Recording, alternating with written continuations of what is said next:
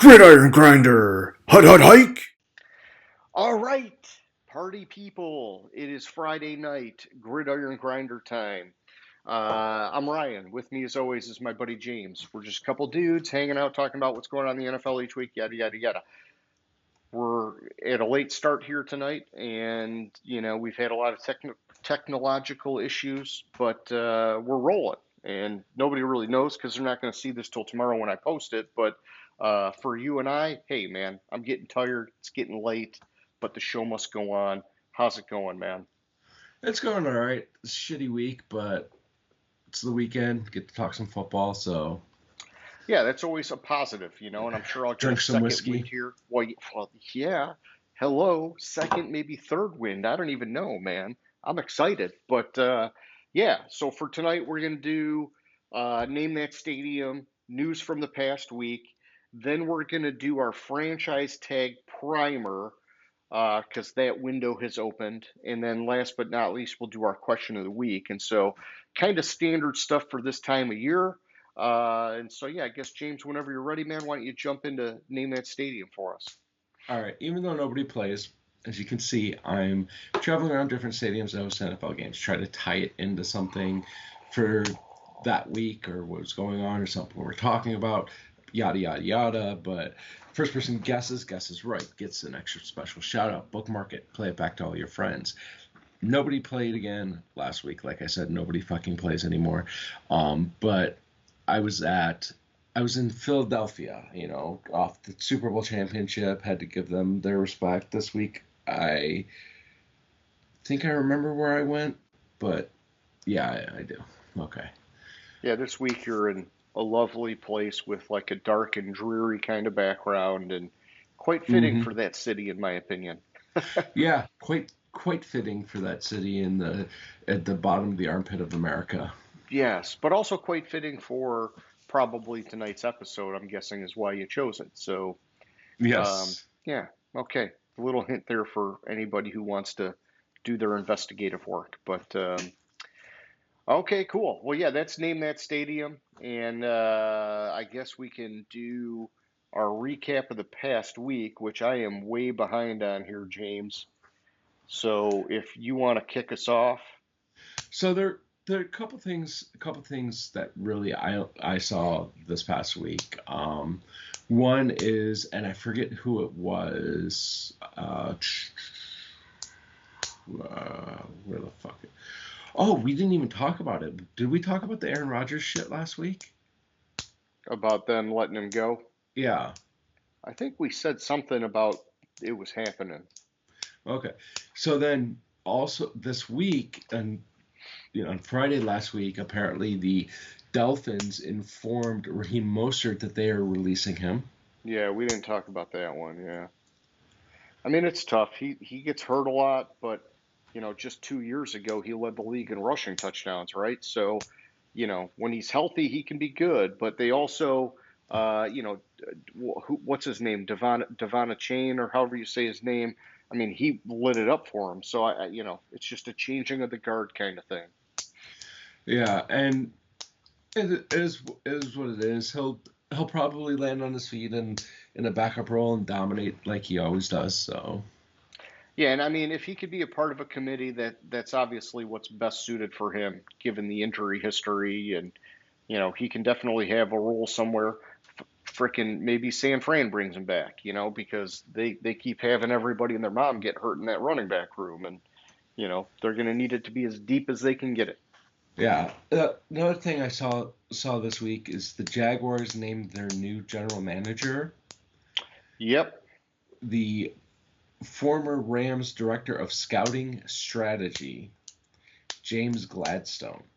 Yeah, I don't know how old this guy is, but the picture, he looks like quite the young man. Yeah, I saw that. I was gonna look it up, and then like I lost the article. What the fuck was his name? James Gladstone. Yep. Gladstone. Uh, does he not even have a Wikipedia page yet? Maybe not. Huh. I mean, the age doesn't necessarily matter, but he could be a young phenom for all I know. That was the first thing that jumped out at me because I don't know the guy and um, I haven't read the article to get his background or anything yet. So I have nothing on his Wikipedia page. He does have one. It's very brief. It's 3 paragraphs, 4 paragraphs, but 2 of the paragraphs are 1 sentence each. Okay. He's from St. Louis, Missouri. He attended Westminster College in Fulton, where he was a wide receiver. And he joined the Rams in 2016 as the senior assistant to general manager Les Snead. And then he was player personnel coordinator, director of scouting strategy, and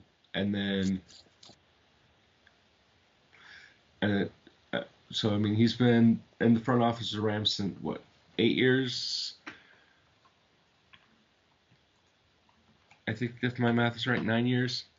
Yeah, I think you said he was with them since 2016. So yeah, eight plus years. This would be 9 going on if he stayed with them. But 3 things to know about James Gladstone. Blah blah blah. He is 34 years old. okay, yeah, that's pretty young to get to a GM role. But Yeah. like I said, age doesn't necessarily mean anything or everything. It just interesting. Yeah, it's quite young to get to that. Let me see what else. Couple releases this week. To save cap space. The Bears released DeMarcus Walker and Gerald Everett. Okay. Yeah, and I like Gerald Everett. Man, it makes me wonder where does he end up because he was a starter at tight end, not necessarily Mm-hmm. with Chicago, but before with the Chargers, and I forget where he was at before that. But seems like he's going to land somewhere and at least be in a 1-2 punch at tight end if he's not the one. So that's one to keep an eye on. Yeah, so this says Everett 2-year contract, 2-year $12 million contract last year. He had 8 receptions for 36 yards. Yeah, they didn't use him for shit. Yeah, I mean, I know they had, what's his face, Cole Kmet, and I think they had, um, what was the other tight end, man? Oh, Mercedes Lewis was still there. Man, he's been hanging on in this league for 20 years, I think. But either way, whatever. Gerald Everett was good for Justin Herbert for a few years, and I'm sure someone can find similar kind of value from him or out of him. Just a matter of getting him a change of scenery. yeah, and the Bengals, to save cap space, released Sheldon Rankins. Okay. I mean, he only played 7 games this past year, so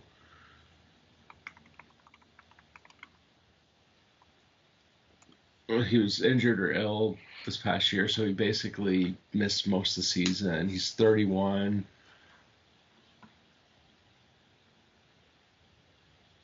Saves them about 10 million, which they have a lot to talk about. I think they're going to be one of the hotter teams to talk about tonight's show with the franchise tag primer. Sure. So we had briefly mentioned it at one point, like 4 or 5 weeks ago, like a month ago or so, about the sexual misconduct allegations against Justin Tucker. Oh yeah, I heard there was some new stuff. So the league is apparently investigating it, and so all of the incidents occurred during sessions from 2012 to 2016. Okay, so it's all pretty dated, but still okay. Tucker has been accused by the women, that included, of exposing his genitals, brushing some with his exposed penis, and leaving what they believe to be ejaculate on the massage table. Oh. Well, okay, one thing I'm going to say is if you're getting a massage and you're laying on your stomach and you happen to like it and you happen to ejaculate, it's kind of like you can't fucking help that. Oh, James, I don't even know if I want to go down It's just that all I road have to with you, say my about man. that part. That part. I don't know. Um, I'm sure there's something about jizzing in places that you don't own that are not private. Uh, yeah. yeah, and but Oh my gosh. It's like, oh, hey, you looked at me and I jizzed, but that's on you because you looked at me. no, what I'm saying though is like I just don't like that last part. Like I understand like exposing himself Yeah. and brushing them with exposed genitals, but because like okay, there's towels in there. Like maybe he's an ass for not wiping it up, but how is that sexual misconduct? I got you. Yeah. No, I hear you on that part of it. Like I mean, shit, maybe I just jizzed right now and nobody would fucking know. Like I'll clean it up, but Don't do that, James. Don't do that, James. Oh no. Oh no. Oh, it's not I'm like the having a hard polit time doing the show with you now, James. Oh no. it's not like it's the politician that inadvertently exposed himself during COVID. Was it a politician or news reporter that was jacking off during a COVID call? Oh shit. Oh no. Oh During no. his Teams call or his Zoom call on COVID, he was Oh. jacking off, Oh. and he accidentally put his screen down as he was closing his computer, and everyone saw it. Fuck. All You right. know which one I'm talking about. We need to be talking about football here, man. I'm sorry. I just I went there. I went there. I forgive me. Oh I'll man. digress. Yes, you have oh my goodness. Okay. So yeah, Tucker is doing some bad stuff is what it sounds like, or allegedly. Um, Allegedly. okay. What else in the news? I saw something about Nolan Smith, the Eagles outside linebacker. I hadn't seen that one. Okay, yeah, I just saw he had tricep surgery, but he's expected to be back and good to go for the 25 season. So, um, you know, tricep surgery kind of serious, but apparently the kind that can, recover within the next six Okay. months or whatever. He tore his bicep in the Super Bowl and completed the fucking game. Hard ass. Um, this article, he only had use of one arm during the second half of the game. Jeez.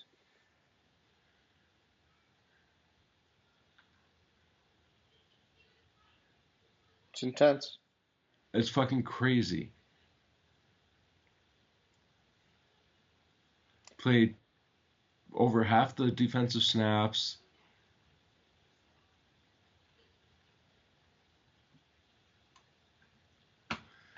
So this It's is just one crazy. I think you were talking about this last week and it happened, which is the Saints hired Brandon Staley as their Yeah. defensive coordinator, which I Yeah, guess they is okay. Like I didn't like the guy as a head coach, but you were right. He was, in the one year or whatever, a good seemingly defensive coordinator for the Rams with a ton of fucking talent. But okay. a couple signings. Andy Dalton extended his contract with the Panthers. Good, man. 2 years, 8 million, 10 up to 10 million, 6 million guaranteed. I think it was. Yeah, he reached agreement. Two-year, 8 million deal that includes 6 million guarantee and has a max value of 10 million.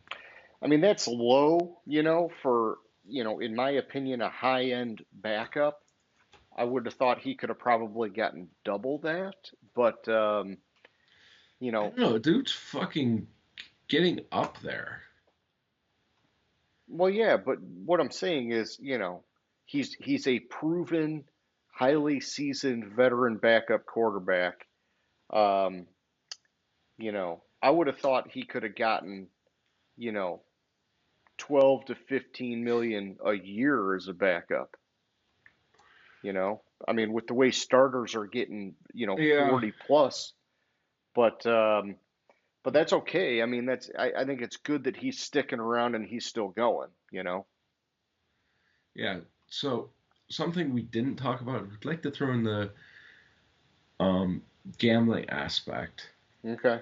of it. So on the Super Bowl, this is how much was so Nevada sportsbooks won a record 22.1 million off of the 151.6 million in bets, and the books won 25.2 million off of 168.7 million in bets in New Jersey. Well, they didn't win it off of me, my man. Ah, well, we were on the fucking right side. That's right. It feels good to win. And it felt even better because when I logged into my account, I had money in there from last year, so I didn't even have to fund it. And Cam Jurgens had a back procedure this week. Okay. Just glancing, not So I that did much. see that Zach Martin, Zach Martin, that longtime was the name. Cowboys offensive lineman, is going to retire after 11 seasons in the NFL. This dude was a badass, man. I think he was Mhm. a Pro Bowler 9 out of 11 years. And this And like past those two year, years, he only played like half the season because of injury yeah, or something. yeah, like this past year, he was hurt really bad and tried playing through a lot of it. And just, dude's been a beast, man. He's been one of the best linemen in a long time. And so, nothing wrong with hanging it up after 11 solid years in the NFL. Yeah, no, I was gonna get there. I was gonna end on that note. Okay. Well, then let's um, end it. all right, we can end it. End it there. There's Yeah, not much else really going on. we don't need to. I'm not seeing anything else crazy. Okay. Well, shut it down. Shut it down. What are you doing here? What are you doing, computer? Okay.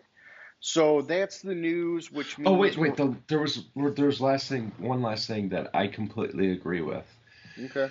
There's Congress is um, introduced a bill that would give state and local authorities. It would give state and local law enforcement the ability to disable drones during sporting events that are flying over the stadium and stuff like Yeah. that. Like I think that's a good thing. Is the article I had seen was like NFL, Major League Baseball, NCAA, and NASCAR are backing the bill to disable drones at stadiums. I am. I'm with you. I agree with that. So apparently, like at the stadium, only federal law enforcement on site at events um, have the ability can disable unauthorized drones, um, but that they're only at like the Super Bowl, World Series, the Rose Bowl, Boston Marathon, stuff like that. They're not at the other games when they don't have officials or anybody on site that has legal authorization to quickly remove the drones. I Yeah. 100% agree with that. Yeah, man. You can't have that shit happening, dude. Too much of a safety and security hazard. So, Yeah. okay. Well, is that it then? Yep, that was it. We can get into the main event for Yeah. tonight. The franchise tag primer. Yeah, so give you the rundown. Franchise tag is something that's in the collective bargaining agreement where you have three types. You have the exclusive franchise tag, the non-exclusive franchise tag, and the transition tag. It's basically to keep players on expiring contracts, give them a little bit. I believe it's 120% of the five largest salaries at that position for the last 5 years. And it's also tied to a percentage of the salary cap. Okay. So it's the calculation for those nerds out there. The number for each position is taking the sum of the non-exclusive franchise tags as determined by the 120.5, dividing it by the sum of the actual NFL salary cap for the previous 5 seasons, and the resulting percentage is known as the cap percentage or the average, and it's then multiplied by the actual salary cap for that upcoming league year. Ugh. There's various other little nooks and crannies, like if you on the second year it's X percentage over, and it's X percentage over your last contract. But let's not get too far into the weeds. I'll just run down the values or the projected values for the. I'll give them both first the franchise tag and then the transition tag. Sure. By position. So the franchise tag is for cornerbacks is $19.9 million. Transition is 17.3. Defensive end franchise is 21.7. Transitions 19.6. Defensive tackles 24.7. For the franchise, the transitions 20.5. Linebacker is 25. Call it 25. Transitions 20.5 million. So 25 million, 20.5. Offensive lineman, it's 23 million or 21 million for the transition. Punter, kicker, 6.2 for the franchise, 5.6 for the transition. Quarterback, 39.6 for the franchise, 34.8 for the transition. Running back, 13.4 versus 10.9 for the transition. Safety, 18.3 versus 14.8 for the transition. Tight ends at 13.6, 11.5 for the transition. And wide receiver is 23.6 for the franchise, 21.1 for the transition. And that's based on the assumed salary cap in 2025 of $275 million. Okay. Yeah, and I think didn't it or maybe is it the year after it's supposed to go up to like 288 or something? I thought I just saw something about it being 288. I thought that was for this year, but maybe that's for next year. Because I think it was originally going to be like 279 or something like that. So this year, my latest statistics that I've seen is this year it's going to be 279.5. So this article's a little bit off on the values there. Oh, okay, yeah. So yeah, what I saw is between 277.5 and 281.5. Okay, gotcha. Yeah, and next year is projected to be at 295.5. Okay. And then 311 the year after. But okay, so how do you want to do this? Do you want to go team by team? I have a good source that lists all the major free agents for the teams and go alphabetical real quick and run it down. Yeah, I thought that'd be a good way to go. And, we can basically just say, hey, here's who's expected to be a free agent or is a free agent, whatever. And, I like to kind of cross-reference it a little bit with lineups just to say, okay, obviously if a guy's like a 70 overall rating, probably not going to be tagged, but, we can do it whatever way we want. And then we can also just kind of cross-reference too, just saying, oh, hey, the Saints are 52 million in the hole, so they're probably not tagging anybody, but you never know because it's a fake cap world and all sorts of crazy shit happens. So let me send you this article. I think this is a good article that kind of lays out the unrestricted free agents, what they see the needs are, and the cap space. Sure, yeah, I'm good with that. So we'll start with the Cardinals, who have projected cap space of almost $72 million. They have free agents Kazir White at linebacker, Will Hernandez guard, Prater at kicker, some guy I never heard of at edge, Beecham right tackle, Pascal the wide receiver, Zay Jones the wide receiver. I'm just skipping some of these guys because they don't. Yeah, I mean, you don't have to hit them all. You could just hit the big ones, right? Yeah, that's what I was doing. So it's lists they're listing their needs, which I think is pretty accurate. Edge, wide receiver, defensive tackle, tackle, guard, and linebacker. Yeah, and I mean, I would say that Will Hernandez has been good for them, but probably not franchise tag worthy. Um, Similar with Evan Brown, but I'm not sure if that's the right Evan Brown because I think there's two of them in the league. Um, Man, Let's I see. mean, based on this list, I don't see them tagging anybody here, man. Yeah, I can't see them tagging anybody, and they have a shit ton of cap space. Yeah. So I mean, they could. I mean, I don't know. I mean, if they were going to tag someone, maybe it's like Prater, because they're like, hey, we're just locking you down. We need to keep you for another year. And Prater's One been thing, a great kicker, but he's getting a little long in the tooth, right? So, yeah, one thing I wanted to look at is I wanted to look at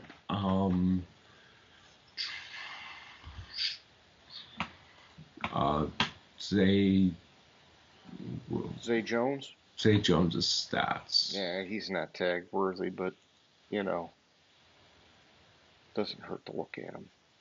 I mean, I think he was all right a couple years ago with Jacksonville, but his whole Oh yeah. career's been fairly lackluster.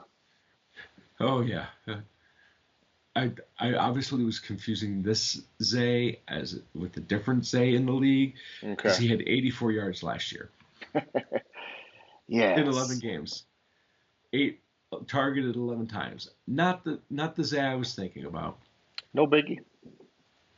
Yeah, I think it's easy. Arizona's going to be a pass. Yeah, I agree with you there. All right, then we have the Falcons who are in the hole, projected at 11 million that they have to cut to get under the salary cap. Do we even need?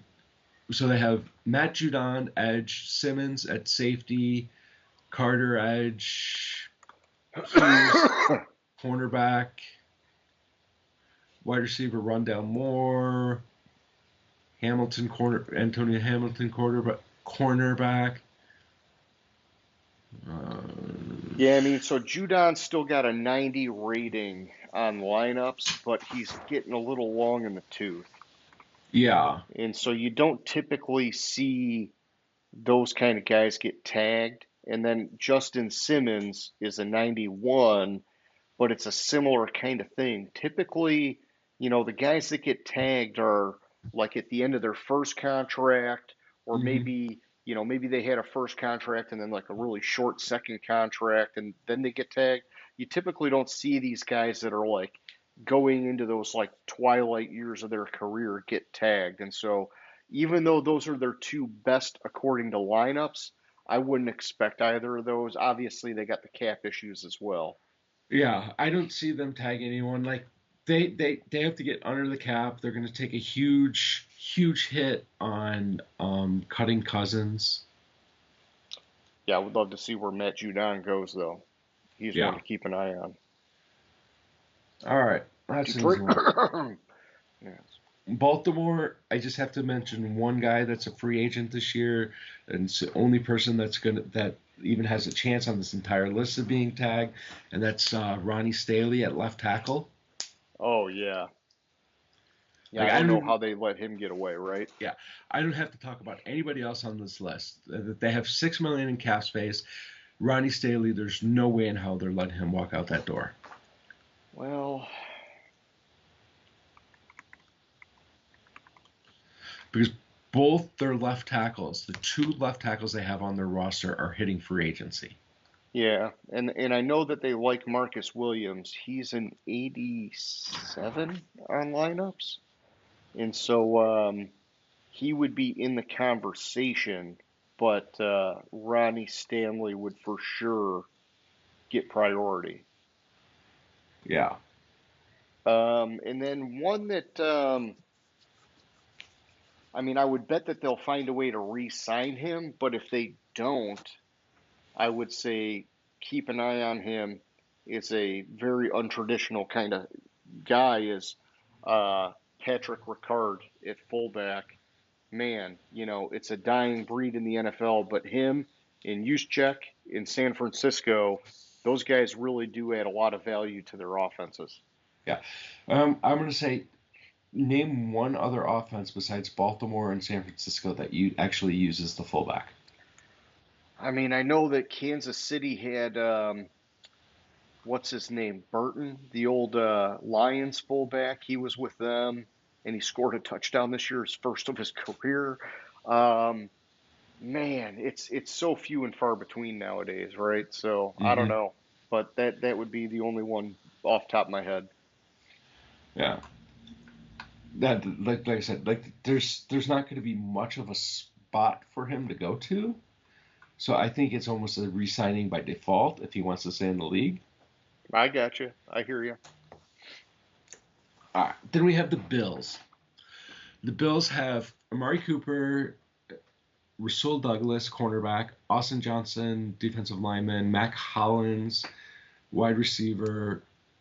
Is Hollins the one that's barefoot? Get rid of his ass. Dwayne Smoot, edge rusher, Quentin Jefferson. Um, Yeah, DeMar Hamlin's hanging out there, but they're 14 million over the cap. 14 million over the cap. I know they want to bring back Amari Cooper, but they wouldn't tag him. He's Oh, they wouldn't he's tag another him. one of those guys that's like, in the twilight now of his career that you're not gonna tag a guy like that. So I would for them. I don't see them tagging somebody. Oh, hey, look, they have a fullback too. So maybe there's a landing yeah, spot for Patrick yeah. Hart. Um, like when I I looked don't at see them tagging any of these guys, man. the one I could see them theoretically tagging is Smoot. Oh man, I don't know, dude. He's well, lineups isn't gonna tell me how old he is, but he's only a 70 rating. He's not like a premier guy.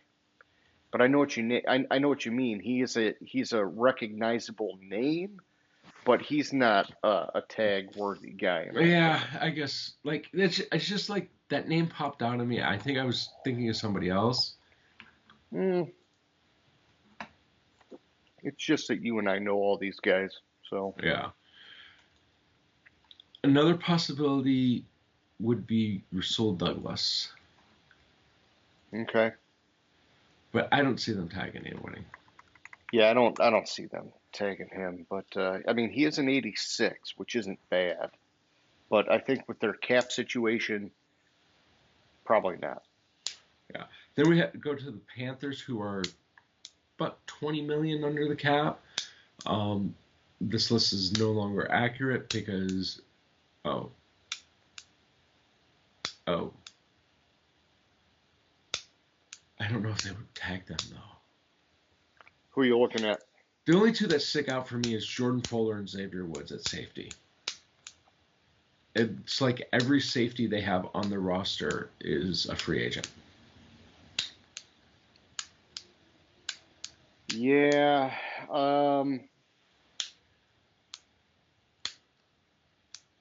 man. But here's the thing: I don't see them tagging anybody because of the fact that, like, I would consider those No, two, none but of I these don't. guys are tag worthy, man. But they're not tag worthy, and they need offensive weapons. Yeah, where's Xavier Woods on here? He's an 81. It's not horrible, but and then you were talking about Jordan Fuller is the other one you were thinking. Yeah, He's a 77. Man, I don't know, dude. I mean, it'd be weak to tag either of those guys. Yeah. They do have space.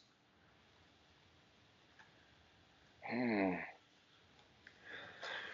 But you don't want to blow it. You don't want to reach for it, you know? So, you want to get an up and comer. I think both of these guys are like peaked out, you know? So, it's Yeah. like you want to get an up and comer and you're using the tag to give you time to maybe get the longer term deal or to get another year to see if he's really worth the longer term deal. I think you know what you got in both of these guys. And we go to the Bears, who apparently have 63 million in cap space. Yep. Oh, most attractive head coach job in the NFL. Blah, blah, blah. Fuck the There's Bears. there's only one person on this list, and it's only because I want to look up what they gave up for him Sure. real quick.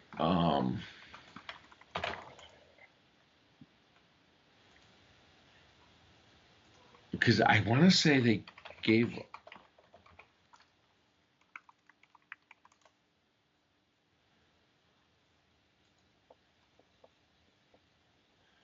Wow, that's all they had to give up for him? Who are you looking at? Keenan Allen. Yeah, and I mean Keenan Allen, he's not a taggable guy at this stage of his career. I thought they gave up way more than a fourth round pick for him. No, he's long in the tooth. He's got a Right. lot of injury stuff going on.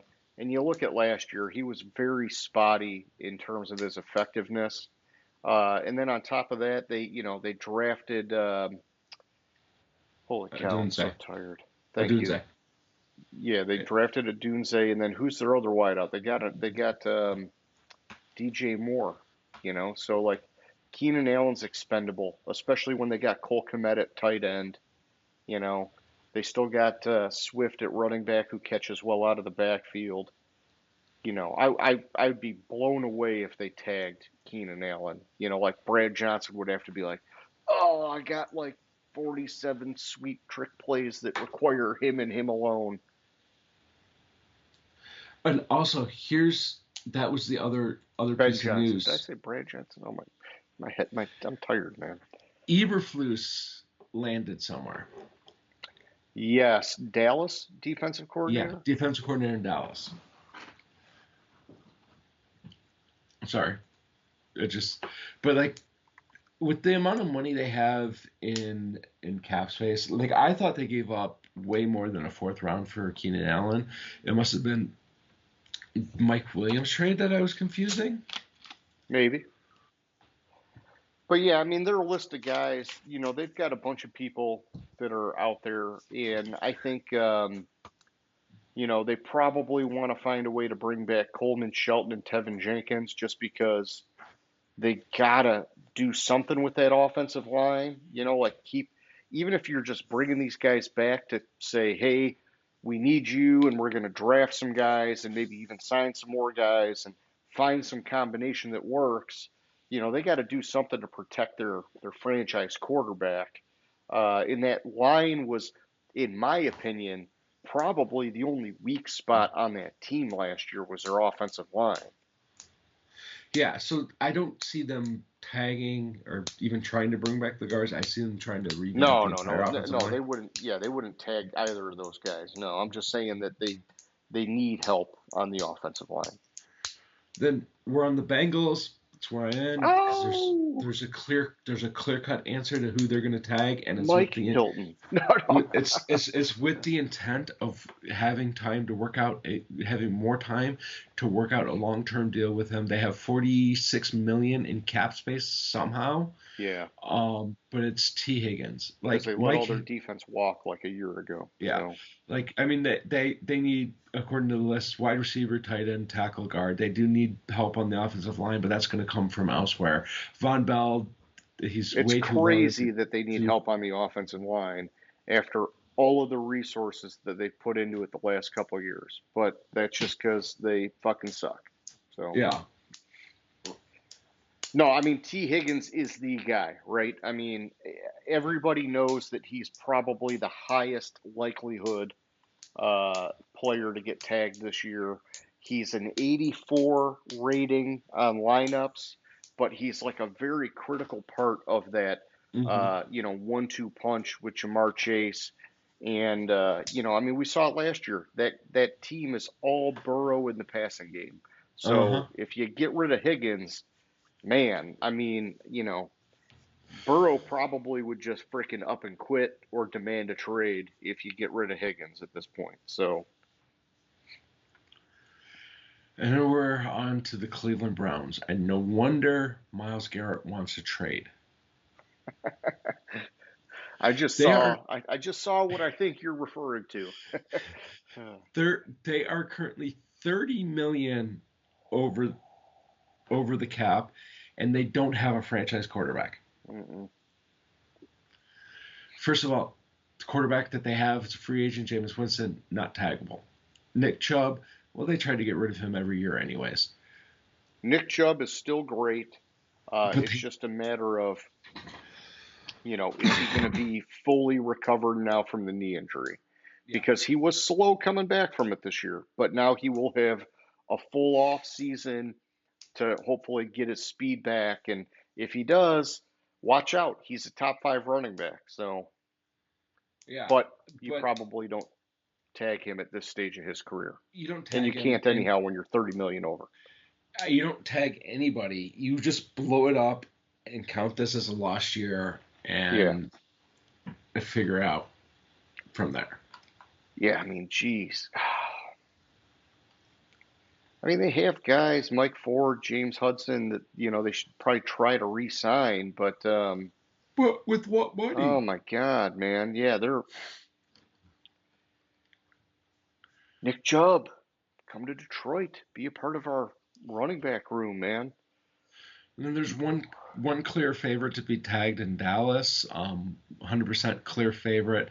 Going to be tagged, no doubt about it. He's the best quarterback in the league, Trey Lance. Oh wait, never mind. I was like, where are you going with this, my man? All right, Dallas is currently about 4.5 million over the cap.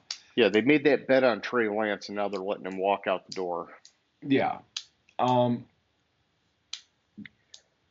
I mean, nobody on this list. DeMarcus DeMarcus Lawrence is Lawrence, badass, maybe. but he's in the final phase, and Zach Martin is retiring.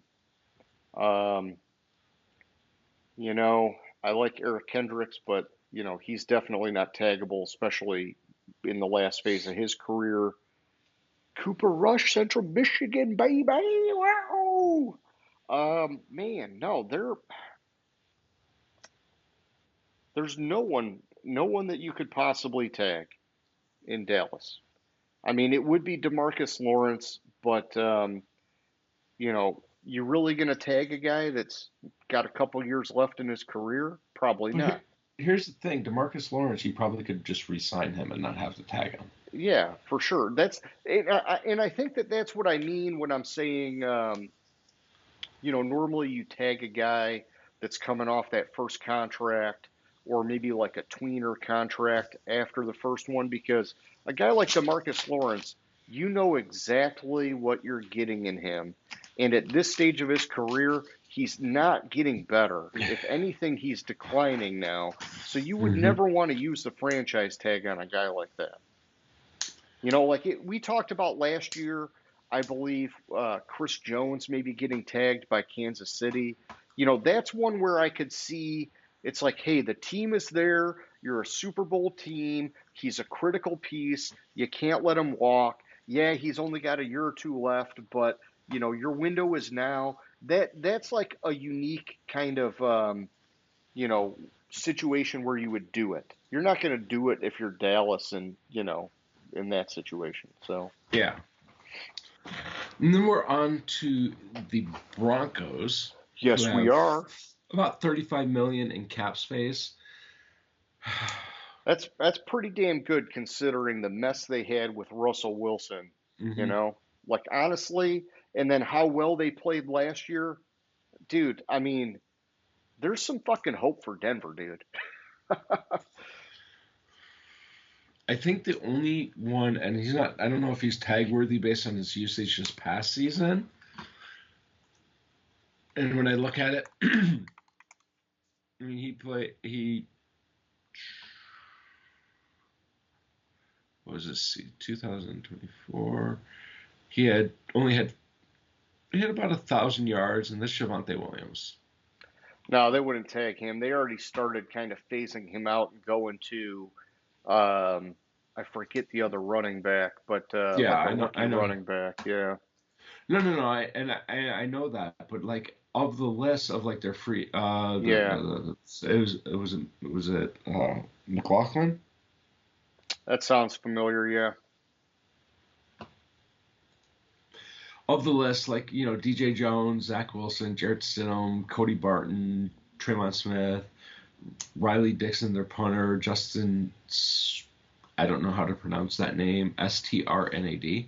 Yeah. No, none of these guys are taggable, man. Yeah, nobody's taggable. Which honestly is the best scenario for Denver right now. Don't Mhm. blow the money tagging anybody because you can use those resources to spread it around and fill in a team that was sneaky good last year and keep them moving in that direction. All right, we're gonna come back to the next team. Okay.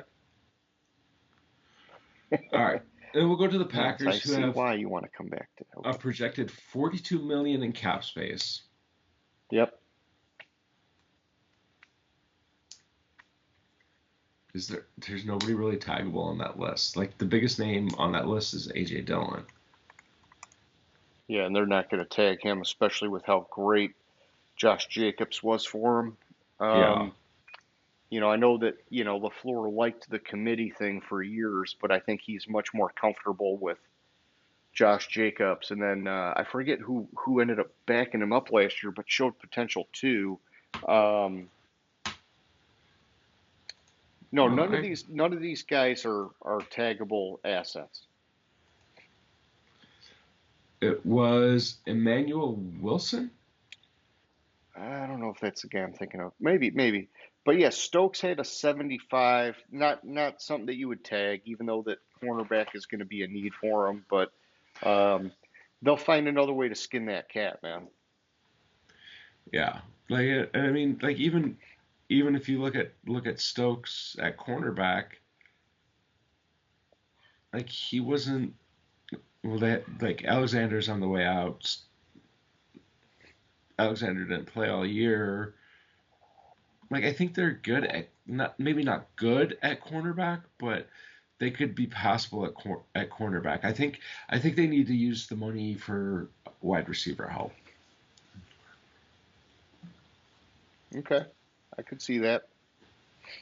All right, then we have the Houston Texans, who are currently 2 million over the cap.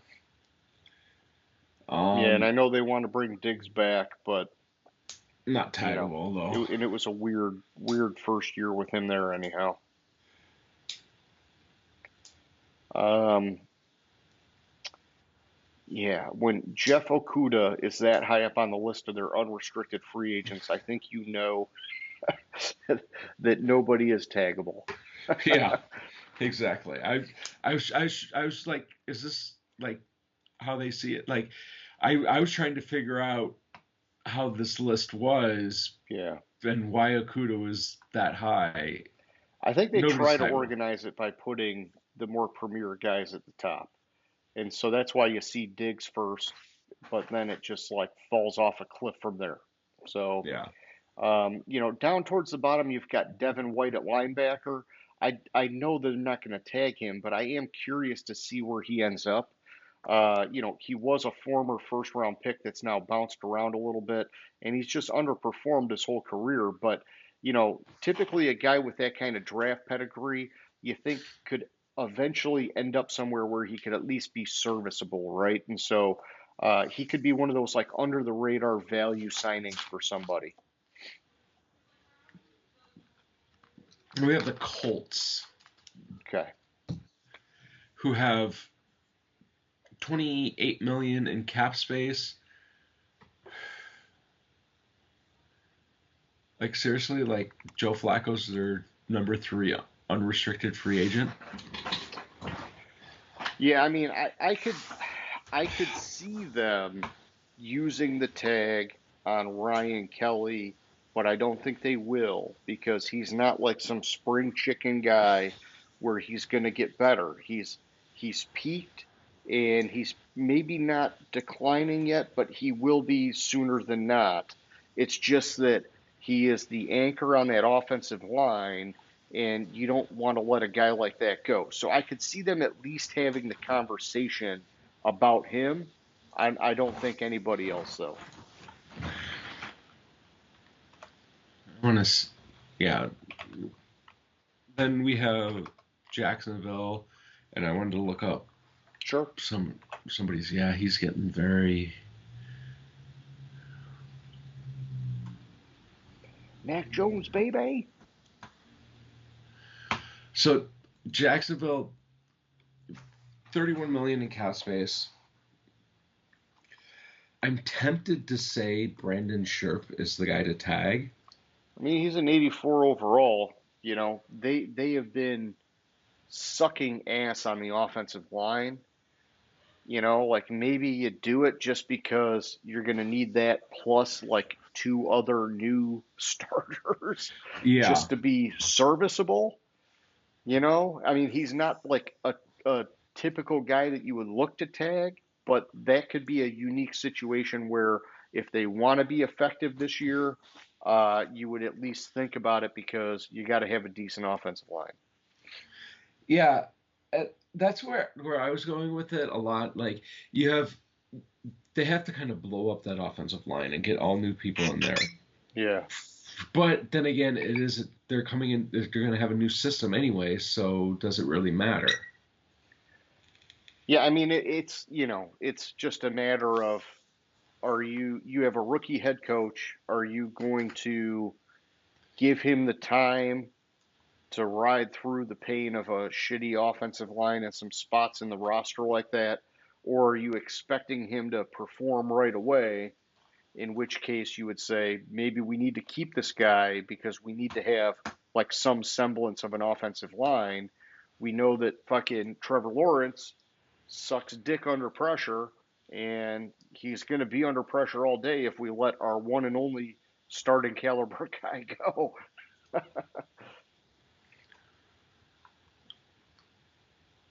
Yeah. So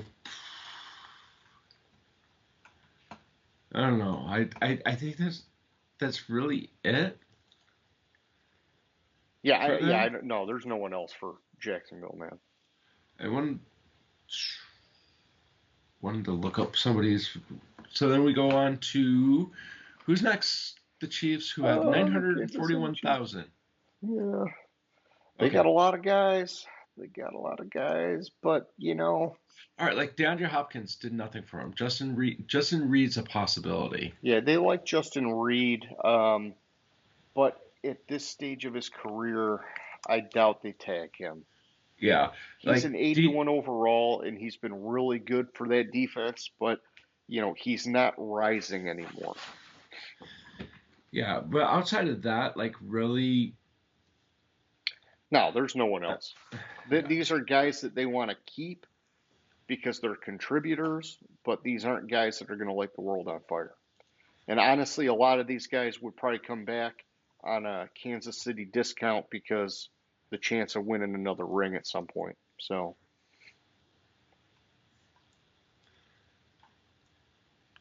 you know, and I'd be interested to see where Nick Bolton ends up. Kind of like I was saying with Devin White earlier, but I'm way more interested to see where Nick Bolton ends up. There's a lot. There's a few players like I'm interested to see where they end up on this. Like I like mean, Nick Bolton's an 83 on lineups, man. You know, Amenahu, Amenahu and Uche. yeah, I mean, I'd like to see the Lions give a guy like Nick Bolton a look.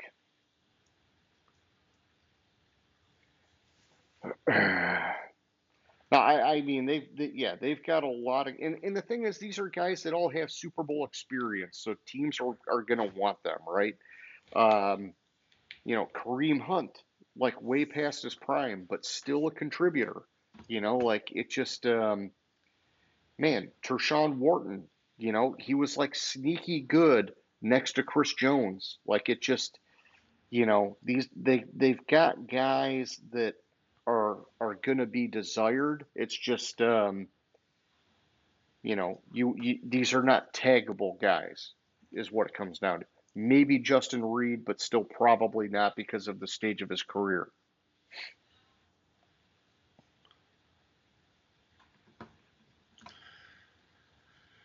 All right, the Raiders. Yes, and they're sitting on a fuckload of cap space, man. Fuck.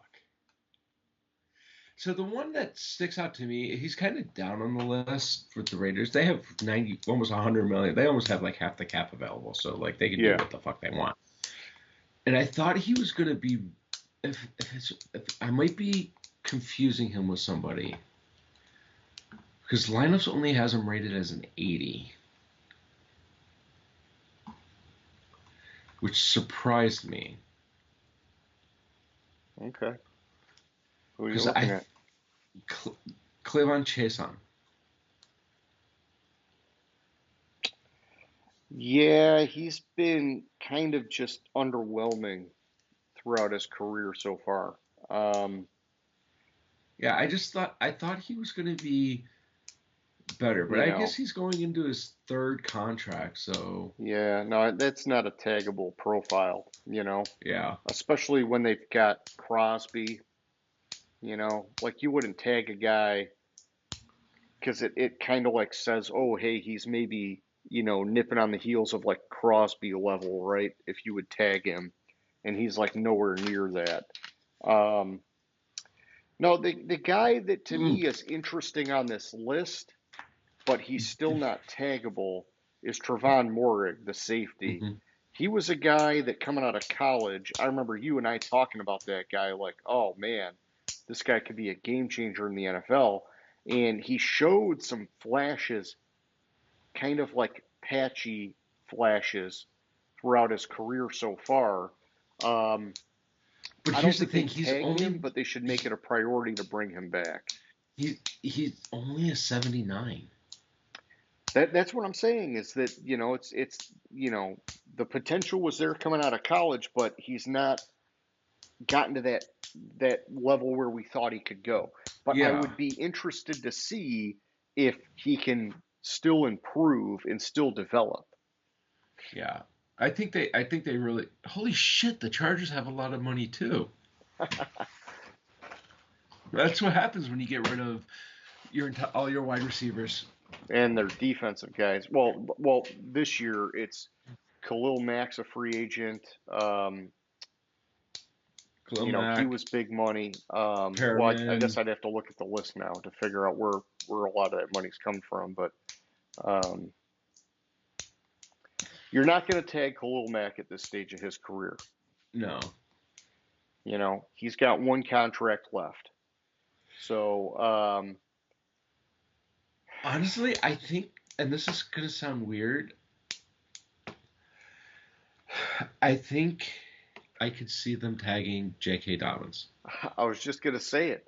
That is one of the unique situations where you could say he was boom or bust, and when he was healthy, it was more boom than bust. Uh huh. And running backs have a very short shelf life. You just say, look, man, we're going to fucking tag you for 1 year, and you got to stay healthy and earn your next contract. It's probably not going to be with us, but you got to do it. Um, Mm-hmm. and they're at least they should be at least having the conversation about him. But with Yeah, anybody else, I'd say no, because like the other running backs there didn't do shit. no, no. Like I And, could and see, I think a was it lot of Blake people are Corum? saying that this is supposed to be a really good running back draft class. Um, I think Dobbins fit that offense really well. Yeah, exactly, and that's why he stuck out with me. Yeah. No, I would at least have the conversation about it with him. Especially when they're sitting on that much cap space.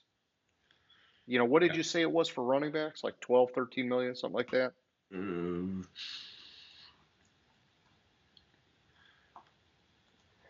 I don't know. My screen, that screen just went black. Running backs is 13.4. Yeah, I mean, it's a lot of dough, right? But,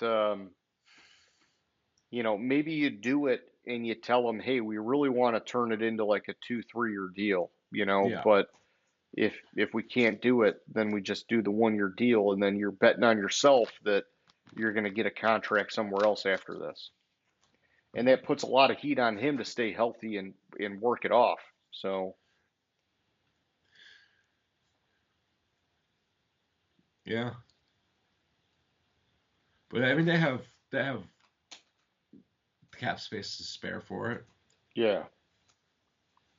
Yeah, and I see them wanting to bring a lot of these guys back, just not on the cap or, not Yeah. on the tag. Like Khalil Mack, I know that Harbaugh wants him back. Denzel Perryman, I'm sure they want him back. Asante Samuel Jr., well, I don't know. I guess he's been hit and miss, right? Um, I do think a lot of these guys are going to want back though. It's just they're not taggable. So No, no, none of them are taggable. so then Are we're we off gonna to the see? Rams. Are we gonna see? Just we're like about halfway through, and are we gonna see nobody tag this year Oh, Higgins will get the tag. besides Higgins? Like, Besides I mean it could be thin this year for sure, dude. It could be real thin this year. because then we move on to the Rams, who have 37 million in cap space. They do have both their tackles, but that could be a position where they want to move on from them anyways. Yeah, I will say this. So we did man, hang on a second. We did go through the Chiefs and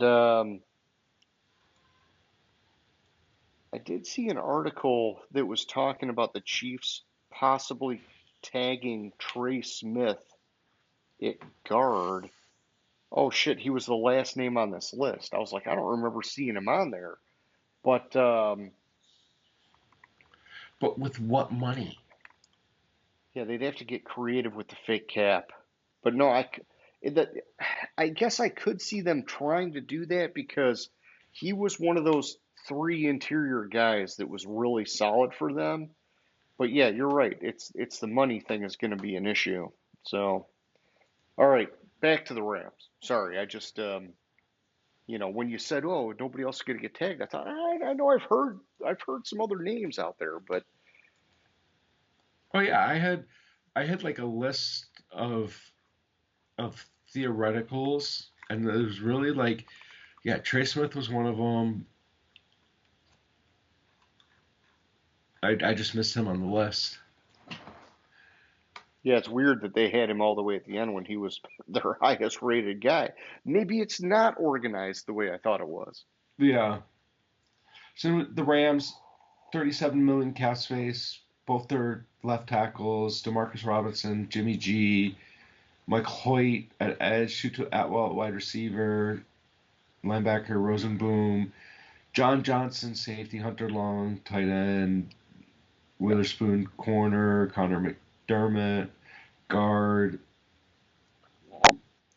Tyler John, Troy Reader linebacker. Like, there's nobody No, taggable here. Jimmy G, baby, Jimmy G. See, the thing with the Rams is when what's his face Whitworth retired, they're still looking to replace him at left tackle, Yeah, and these guys weren't it.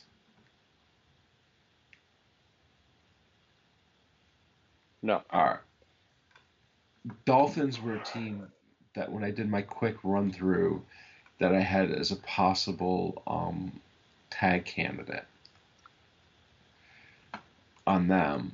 But so the Dolphins are over about 5.5 million. Like, I mean, you have Ogba as free agent, Lamb, Duke Riley, who some of these guys are notable. Braxton Berrios, Calais Campbell, all yeah, of them will Javon give away. Holland. Jordan Poyer.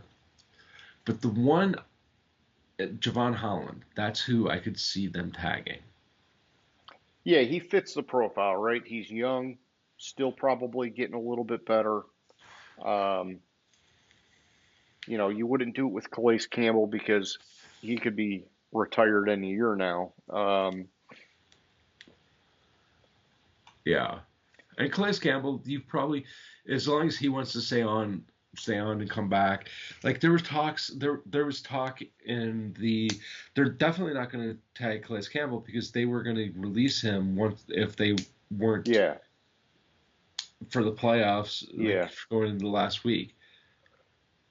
I mean, Calais Campbell, if he really wants to play, he could pretty much sign anywhere. He just knows it's not going to be a Yeah. big money deal. It's going to be hey, you know, I want to sign with a competitor, and I'm going to do it at like a fair, lower veteran salary, and be a rotational guy to help you guys out, be a leader in the locker room and whatever. And I think a lot of teams would love to have him. It just, you know, he's definitely not a taggable guy. Yeah, I mean, this team, it's Javon Holland or bust. The thing is, with their cap situation, ah,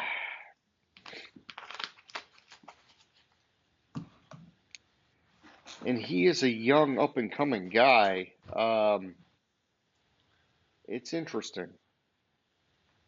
It could happen. I would Well, put him on the list behind Higgins. but I think also this is also not considering possible cap savings by getting rid of Mostert and other moves. Yeah, yeah. See, if they can finagle the cap, there's hope for Holland. But, do you really want to let one of your best young defensive players leave? That's something you try to avoid usually. Yeah. Then we're on the Vikings. With the Vikings, they have 55.5 million in cap space, and I really only see two,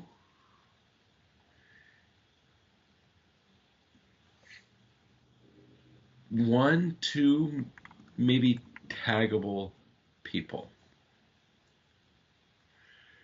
Number one, Okay. Cam Robinson. Ah, man, has he really, does he deserve it, man? I don't know. Does I hear you there, but I mean, because he was in Jacksonville, and obviously Jacksonville let him, didn't feel the need to hang on to him, and it just, to me, there's a red flag on him. oh shit, he Otherwise, wasn't he even would a still be in starter last year. Jacksonville. He Yeah, wasn't even a starter last year. I'm fucking going nuts. Shit. I thought he was their starting left tackle, but it was Darisaw. yeah. So that's a no. Yeah, that's a no.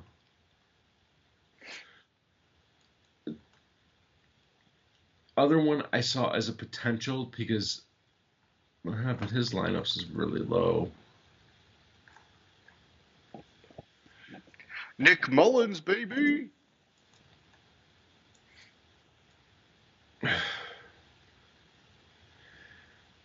Fucking He's a Brugier Hill was amazing for him, but they wouldn't tag him.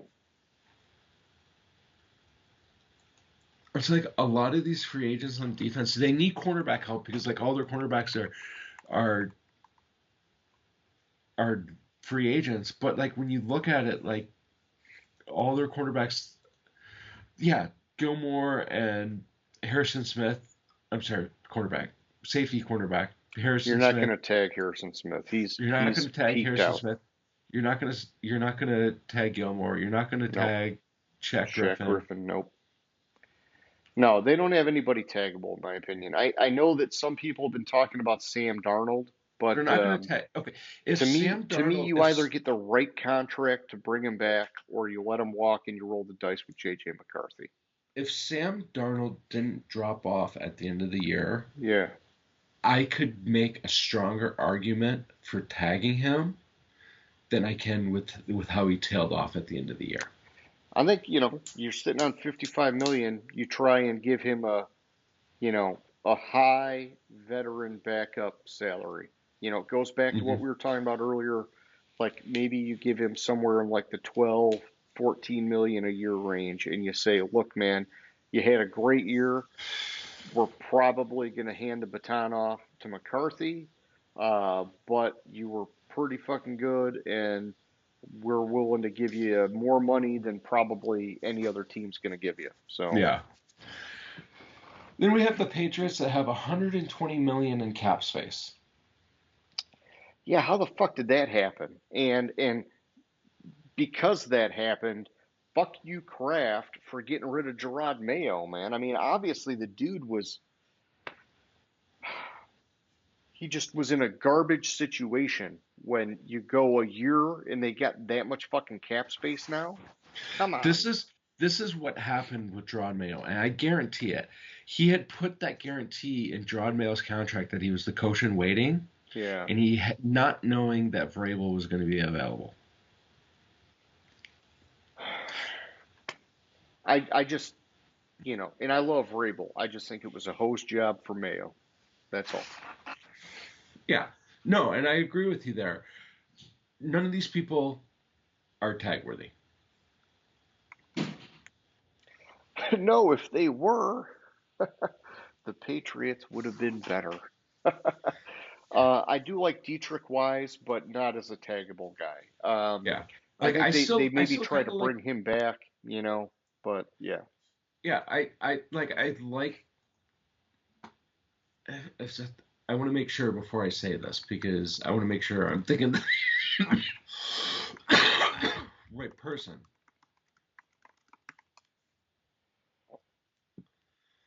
No, I'm confusing them. I was gonna say I like Jonathan Jones, but it's not Jonathan Jones. It's Marcus Jones. Same team. Yeah, shit, man. I was just looking at something. There were 8 guys tagged last year. We're not coming anywhere near that number this year. And then we have the fake cap Saints. Yeah. Oh my God. If they tagged a guy, dude, I would just fucking I would start writing letters to fucking Roger Goodell. Oh Now, yeah. hear me out here. I think he had a decent season last year. I want to look up his stats before Oh, I. you Chase Younging it. I want to look up his stats He before he I will he continued on will this find a path. home, but he is not tag worthy.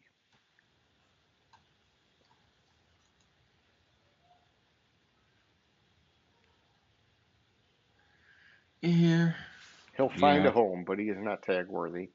And by the way, I would watch where Paulson Adebo lands because he has every year gotten better in the NFL.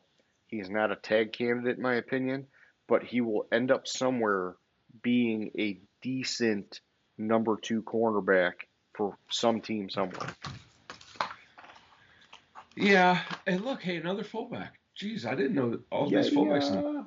Hey, man, a little fullback love.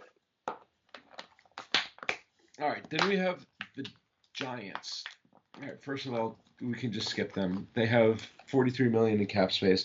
They have to figure out their quarterback before they even think of any of this other stuff. If they haven't figured out their quarterback, they just need to blow it up. But hang on, man. So there was a lot of talk last year about Aziz Ajulari, and man, lineups is only showing him as a 71. So I don't think you could tag him. Um, no, no. No, and I'm not Let, seeing anybody else on that list. let's just for for since we keep saying well, not taggable, not taggable, not taggable. Let's just take a look at Aziz Ajulari's stats last year. Yeah. Well, no, they're not going to tag him. They're not going to tag. His youth market projection make him a worthwhile edge gamble in free agency, but that's not. Yeah, so he's expected fully to go into free agency. Yeah, he's second on. He's behind Thibodeau. No, no. What I'm saying, well, yeah, and Brian Branch, like Yeah. he's part of the equation. But what I'm saying is that there was a point last year where teams were talking about trading for him before the deadline, and so there were people seeing something in him, but I can't. I can't see it, dude. I can't see it.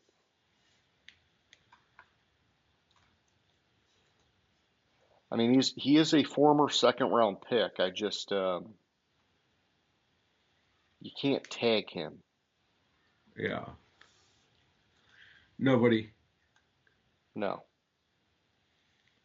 All right, to the Jets.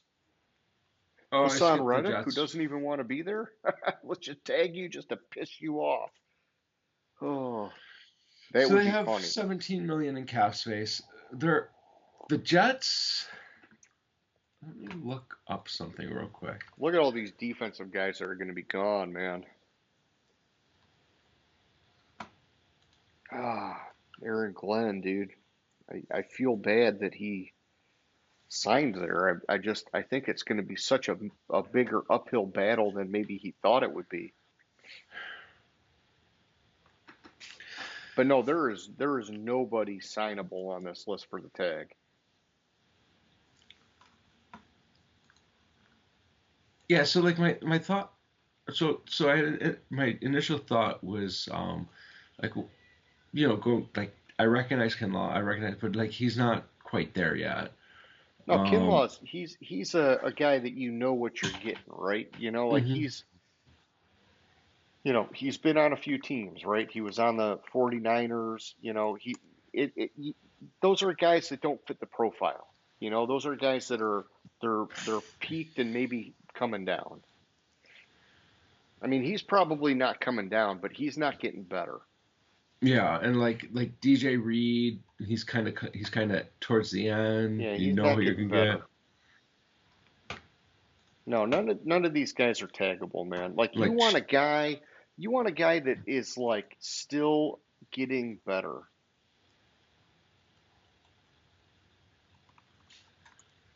yeah, like everything on on that list is it's not. Mm-mm. And that's fine. Let him go, man. Bring some of them back on the right contract. Let the rest of them go. Philly, Josh Sweat, he's already talking about give me the big bucks. Zach Bond was like the man on that defense this past Mhm. year. I could see them, and honestly, if it came down to it, I think the priority would be for Sweat because of the positional value, but because of what Bond did for that defense, I could see them hypothetically tagging him. Vaughn, like sneakily, Mekhi Becton had a good year too, though. Yeah, you're not gonna tag him though. So this is and what the article says. They want to keep two of the four: Williams, Sweat, Vaughn, Bond, and Becton. Two of those. They have 18 million in cap space. I I think you go. I think you can find a guard. You can find a guard in the middle round of the draft, and when you have four other studs on the offensive line, Yeah. it's not earth-shattering to roll that dice. So I that think, takes yeah, Becton, Bond, Sweat, and Williams. Sweat So wants a huge money deal, yeah, I and so think you're going to that's have a hard time doing something with him. I think if you tagged him, he could be one of those guys that fucking sits. And so, I would be careful tagging him. So it's hmm between Milton Williams and Zach Bond. Either one would be fine. I would go Zach Bond. You have Jalen Carter already at tackle, and what's the other guy out of Georgia at tackle? But Zach Bond, he was dude, and I know linebackers don't usually get that kind of love, man. But man, I heard his name all year, all year. He was making plays, man.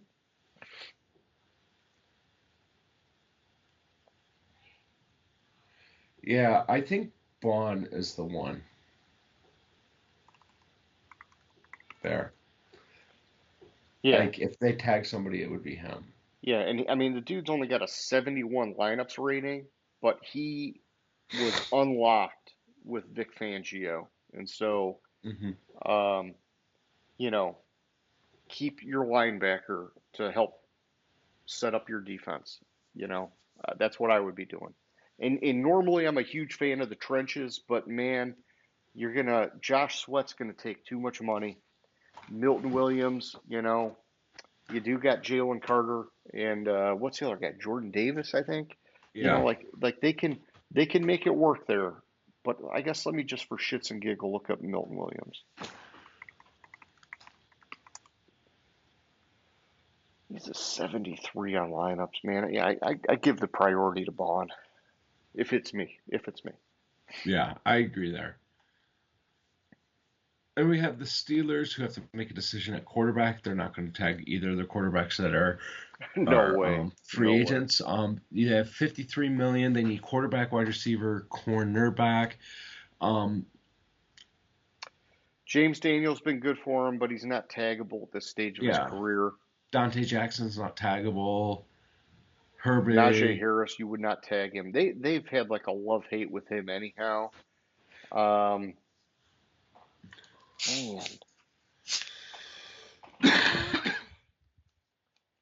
No, there's nobody that I could see on here being tagged. And they have plenty of money to do it, but you don't waste money. And the Steelers definitely wouldn't be wasting money. Mm-hmm. And we have the 49ers, and they have 44 million in cap space. Wow. Yeah, where the hell did that come from? Oh, probably because Travarius Ward's a free agent, Trey Greenlaw's a free agent, Devondre Campbell's a free agent, everybody and their mom's a free agent. Holy shit. The 49ers are actually going to have maybe an average quality roster next year. Oh, Talanoa Hufanga?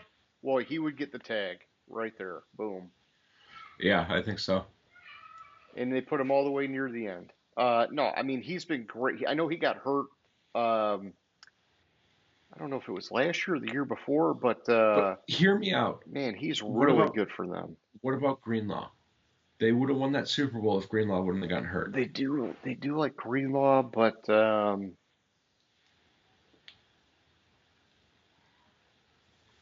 I would normally maybe say someone in his stage of his career, no, except that maybe the point you're making with how vocal of a leader he was and how fired up he would get people, maybe. And I could also see Travarius Ward is a possibility. So they do have options, man. And honestly, they're the toughest decision so far because these are three players that all mean something to them, and they're all on defense.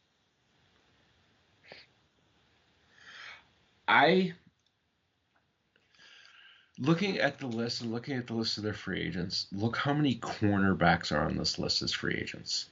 Yeah, and they've historically had a very hard time finding a good cornerback. So they have Travarius Ward, Isaac Yiadom,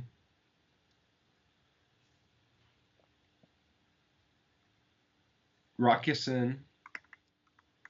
I think I skipped one somewhere. Nick McLeod. Yeah, Ward's a fucking 92 on lineups. They got to tag Ward, man. If they can't fucking get a deal, they got to tag him. Every cornerback they have on their roster is a free agent.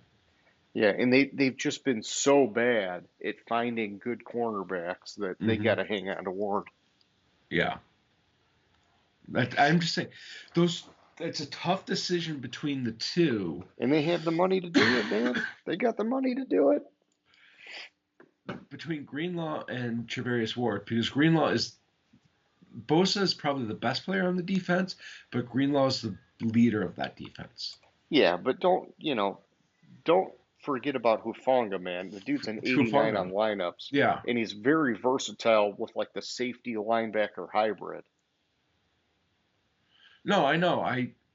But it's got to be Ward, in my opinion. I do want to look up Greenlaw just to see where they rate him because I know he's like mixed in a lot of opinions. An 86, not bad, not bad. And I mean, they do still have Fred Warner, right? So like if you lose Greenlaw, but it did hurt him in the Super Bowl. You're right. 2 years ago, it did hurt him in the Super Bowl. They would have won that Super Bowl before Greenlaw. And Greenlaw would have been the MVP of the Super Bowl until he got hurt. if I'm San Francisco, I'm hard pressed to get rid of him or to let him walk. Yeah, But I don't know that you have to tag him, I think is what my whole yeah, thing is because he's that's not where I was getting thinking. better at this stage of his career. You just got to be able to figure out what the right value is for him. Yeah, Seahawks don't have anyone taggable, don't have any money. Yeah. Yeah, I agree with that. I would say if you're a run first team, watch where Laken Tomlinson Hmm. lands because he is one of the better run blocking guards. Hmm. But I mean, they're 13.5 million over the cap. Yeah, they got some issues. And I've heard that they might be talking about trading DK Metcalf and I heard man. I heard they were looking to trade to get rid of Tyler Lockett, not DK Metcalf. Yeah, maybe one of them's got to go, right? Puppy. Maybe both of them and they just hand it off to Jackson Smith and Jigba, man. Yeah.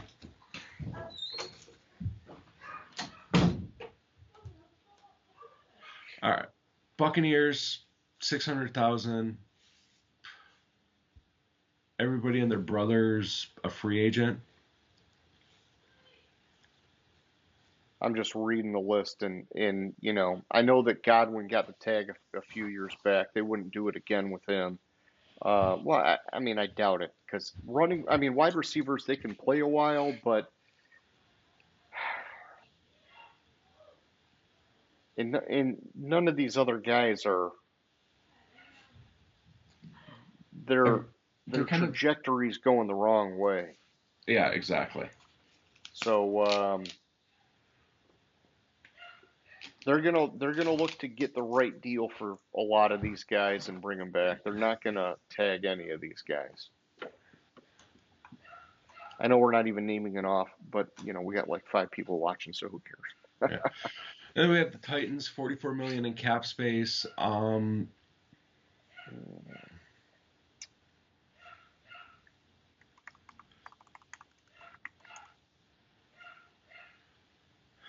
I mean, Jerome Baker's an 80. He was pretty good.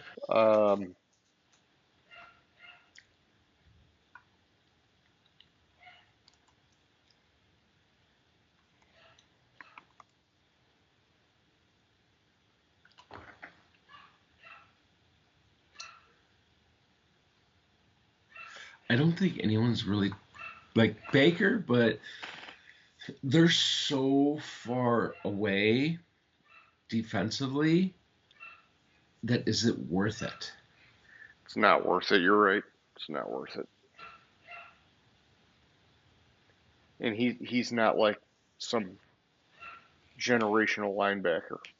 He might get better. Yeah. That's the only way I would say maybe you think about it because he's still at the phase of the career where he could be getting better. But yeah, it's probably unlikely. And the commies, Oh, the commie Commanders, bastards. they have 75 million in cap space.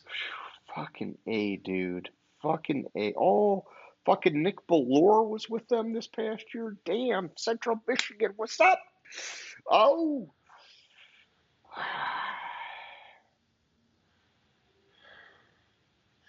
Looking at their list, I think it's really only like it's people you might want to bring back, but you don't want to tag. Yeah, for sure they want to bring back Zach Ertz. Yeah, they You want know, to I'm, bring I'm back Zach sure Dan Ertz. Quinn would love to bring back Bobby Wagner. Hmm. Um, yeah, Cornelius Lucas, he's good depth. You probably don't want him to be your starter, but man, yeah, these are a lot of contributors. Not a lot of, well, Jeremy McNichols, they like him, I know that, but not a lot of lighting the world on fire guys. So Yeah, yeah, this is going to be one of the weakest franchise tag years, dude, in a long time. In a long time. I, yeah, I I agree. Then we go back to the Detroit Lions. Oh shit! Yeah, we got to go back to the Detroit Lions. 45 million in cap space. Yep. I will say this: I am bummed to see that they've got 18.8 million in dead cap space, and a lot of that is because of the Carlton Davis deal. Um, I would have thought, hey, find a way to hang on to that guy.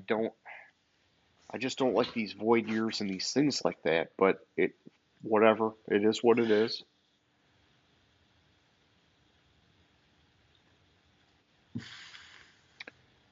I, man, Like a lot of players. Like I want to see them bring them back. yeah, yeah. I want to see him bring back Davis. I want to see him bring back Zeitler. I I want want to see him bring back Kaminsky, Onwuzurike, uh, you know, Dorsey. Not Allen Robinson. Whatever. Tim Patrick. He had some plays. Melifonwu had some plays. Obviously, Dan Skipper. We want to bring him back. I want to see him bring back like half these guys, but not on a franchise tag capacity. So, one person I would consider tagging on this list, and it's going to sound weird, and don't kill me for this. I wouldn't mind it if they tagged Zeitler. Tag a guy at that stage of his career like that, man. But hear me out. Yeah, at that stage of his career, I understand what you're saying, but they have to they They got without to him hit it in there, the draft, they got to hit it in the draft. or they And got to find another guy in free agency. I and it's probably just like my heart talking to me on it. Let's just, I'm just pulling up the PFF. Let's see if I can look at their top 100 free agents real quick. Okay. So hypothetically, if the Chiefs can't tag Trey Smith, he becomes a free agent and he is a badass guard. Would we pay him? Probably not, but he's out there. Let me just see if I can scroll to the next interior offensive lineman.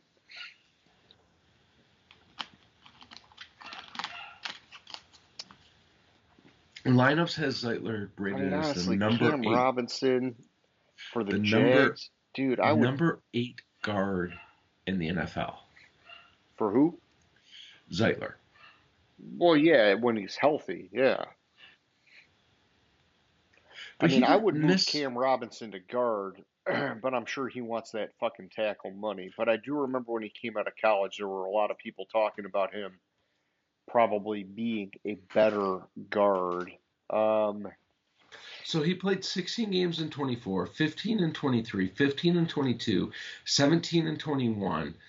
Only had 1 year. 1 year he played only 2 games.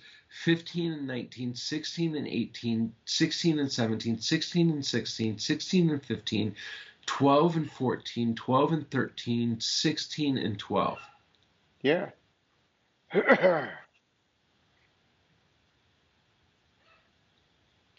So Yeah, he you doesn't. don't tag him. I mean, here's the PFF comment on him. The 34-year-old could be a cheap yet effective guard option on the open market. And they've got him ranked as the number 27 free agent going into this year.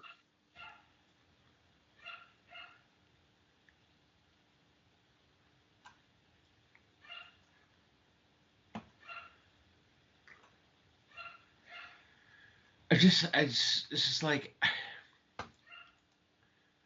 and I don't know, like and it's really the more I talk about it, the more it's kind of a heart thing for like. Sure. And I know he's only been there a couple of years. It's just The heart wants what the heart wants. No, he was only there for 1 year. He was in Baltimore before that. oh, so only 1 year, but still, like he played snap count this past year. 1050, 983, 957, 1223, 1000, 991, 1092, 1069, 1087, 1040, 739, 1051.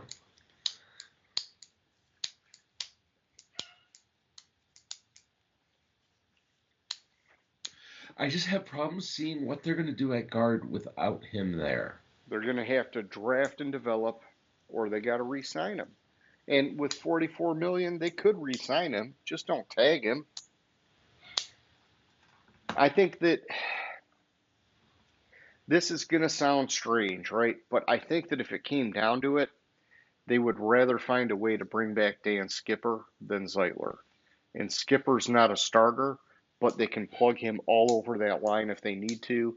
And Skipper has been a part of all sorts of their crazy ass trick plays. And holy shit, I just realized the tag value for an offensive lineman is 23 million. Yeah, you're not tagging him. No, you don't tag him. You're not tagging any of these offensive linemen. Oh, that's right, because the right and left tackle get added into it. Yeah. It's not like they do it by position for the offensive line. They do it for like the offensive line as a whole. Yeah. So no, you can't do that, man. Not for a guard. Oh shit. I was thinking it was like 8 million. No, it'd have to be like Quentin Nelson or something.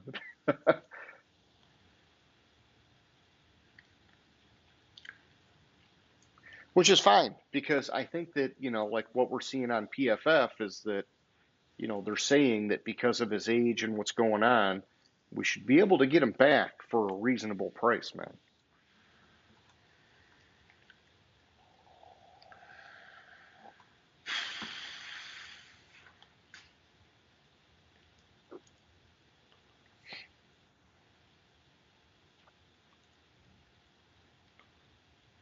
And it's fine that we don't have a tag worthy guy, because our team has been very well dispersed across the board. So I'm pretty happy with him, man. So that leaves, so T Higgins. I mean, we were saying San Francisco probably gets Ward.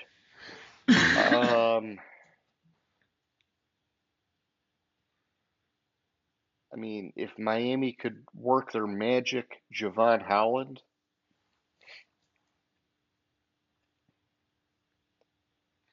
So And then, I don't even, on this other article I came across, 2025 franchise tag tracker. Expected tag T. Higgins. It's been reported that Kansas City is not going to tag Trey Smith. Okay. Franchise that's tag, a lot of money for where they're at. Franchise tag candidates: Arizona, Trey McBride. Oh, I didn't realize he was a free agent. Yeah. They're for sure hanging on to him. Baltimore Ravens, we hit it. Ronnie Stanley. Yep. Dallas Cowboys, Oza Odigabla. Minnesota Vikings, Sam Darnold, not going to happen. Eagles, Bond or Sweat. Lions, Carlton Davis. Yeah, right. You're not tagging Davis.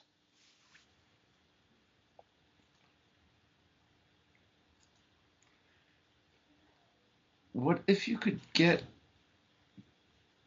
Davis? I want to look up something. What was his last?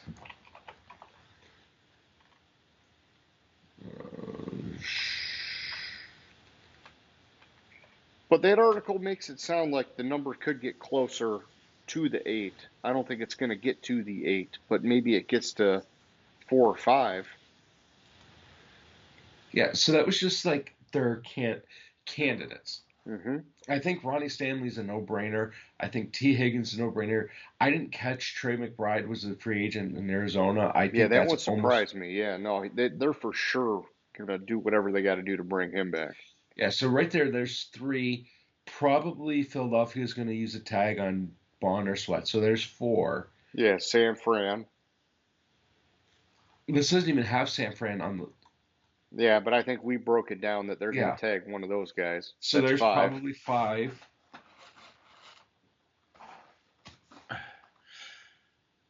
I don't I think think. if it gets to 6, it's impressive. Yeah. And I could see thinking of like maybe Dallas if they could figure out the money with Osa Ada Odigzaba or whatever. yeah. I gotcha. Take a look at his lineups rating real quick.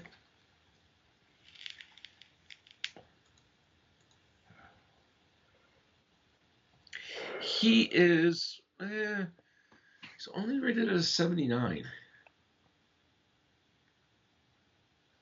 Yeah, it's a defensive thing, and because he's getting better, it's that he's developing, and they need the help on the defense. So it could be a fit, but would you tag that guy? I don't know, man. But he's not really. So what I'm looking at statistically,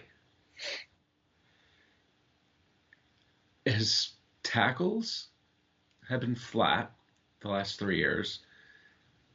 His solo tackles have been flat the last 3 years. Hmm. His sacks have been flat the last 3 years. He did get a lot more QB hits this past year than the previous 2, but his snap count went up by 200 this year Okay. over last year.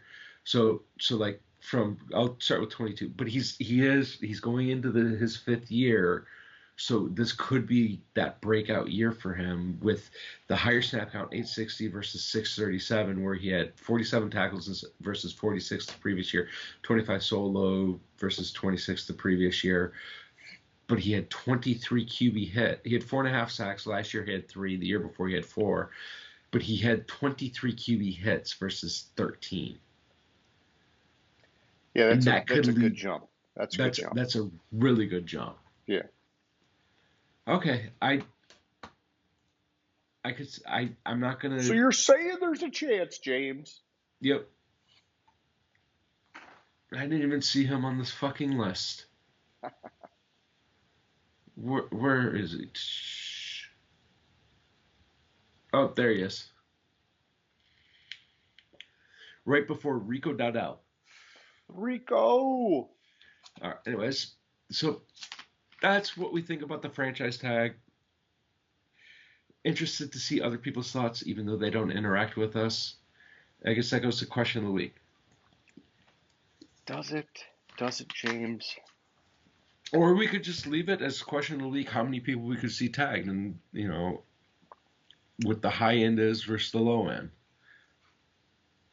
Yeah.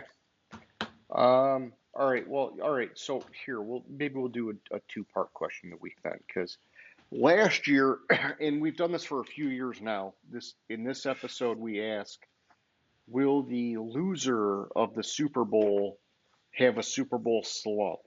And so this year, it's the Chiefs, which makes it maybe like, a little bit more heated, right? Like, could the Chiefs ever slump?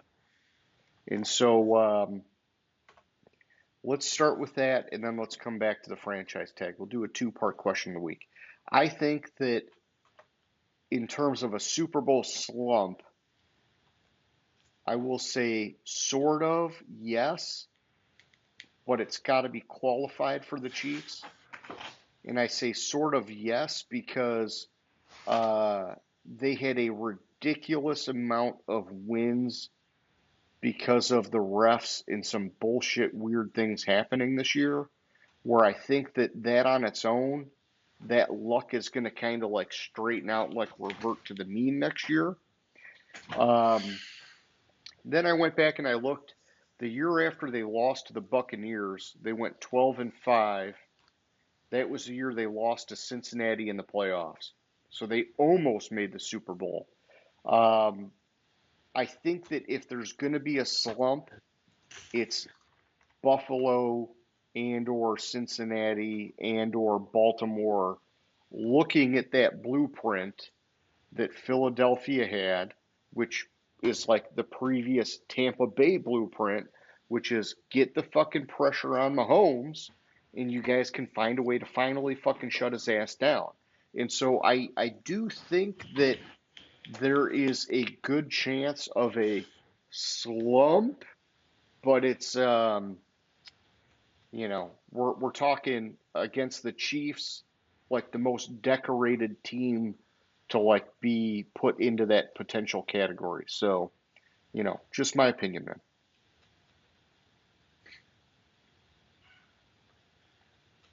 You could be like, no, fuck you, they're gonna be back in the Super Bowl next year.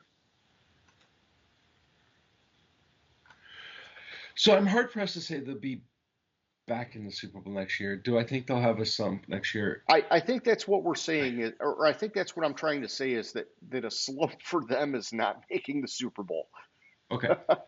So the thing with the Chiefs, I don't know if I can call it a slump versus their division is getting a lot better. So let's just say this. Do they make it back to the Super Bowl or not? And it's so early, but it's that I think would be a slump by their standards.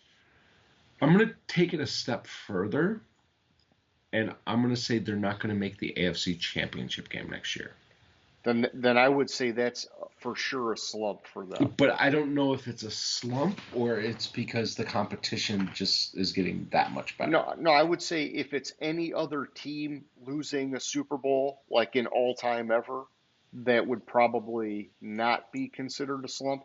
Like I think like most teams, the slump is you have such a bad year because you lost that you don't even make the playoffs.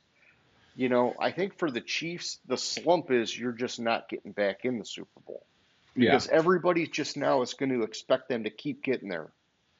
So under Mahomes, they have never not played in the AFC Championship game. Yeah, so that would be the slump. And I would say not making the AFC Championship game would be a slump. So yeah, I'll say they're going to slump. Okay. Have a slump. All right. Now let's put a number on the franchise tag. I'm going to go, let's see, 1, 2.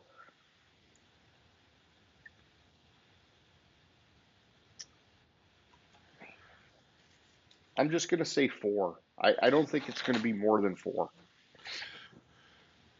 Well, I think we're basically, unless they're able to work out deals with some of these people, we're guaranteed 4. I don't know that I'm convinced that we're guaranteed 4, but. So the 4 that I'm thinking are basically locked in as using the franchise tag: Eagles, Ravens, Cardinals, Bengals. Okay. What about 49ers? That'd be 5. I'm not convinced that the 49ers are going to lock in. Sure. On the franchise tag, I'm convinced that they probably will, but I'm not saying I see those are the 4 that I see as almost sheer locks. Yeah, I think a guy like Ronnie Stanley's going to sign a deal, and I think that maybe even like Trey McBride signs a deal, and they don't have to franchise him. That's what I said. Right now, where I see it, I think we're locked in at 4, unless some of these people sign deals. I got you. See, I'm trying to predict that they're going to sign a deal before they sign a tag. This is my process. Yeah. Okay. I'm going to say 1. What? Just 1? Yes. Oh, you're saying just 1 that's going to play on the franchise tag? No, I'm saying 1 player is going to be franchise tagged. 1 player. That's it. But you just told me that 4 are guaranteed. Unless they work out deals. I think those other 3 could work out the deals. Before they tag them. Or they tag them and then work out the deal. I'm saying I think there will be 4 maximum that get tagged. And out of the 4, I think probably all but 1 or 2 get a long-term deal. But I think that, like number 5, 6, 7, whatever, I don't think they even get tagged. I think like, a guy like Ronnie Stanley signs before they have to use the tag. Yeah, that's what I'm saying. I'm thinking only one player doesn't get signed before they have to use the tag on him. T. Higgy? T. Higgins. Okay.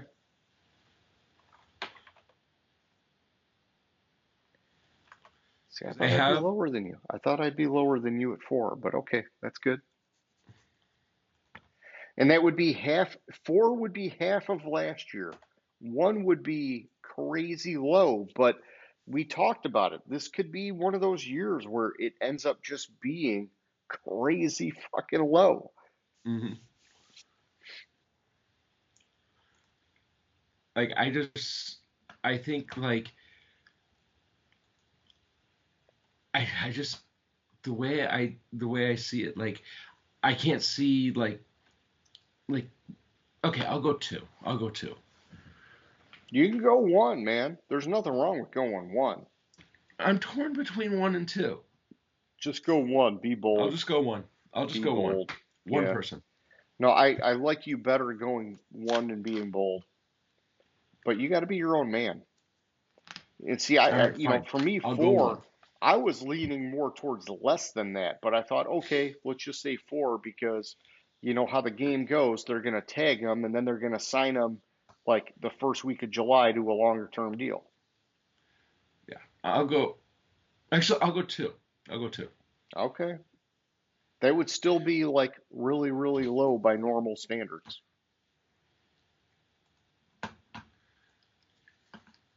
Let's see what was that might be the record low. Well, let's see if you can find that out with your research skills. I can. So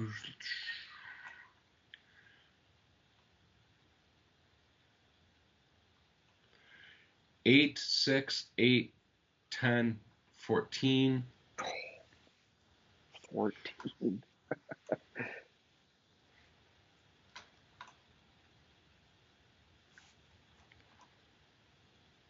Wow. Let's see.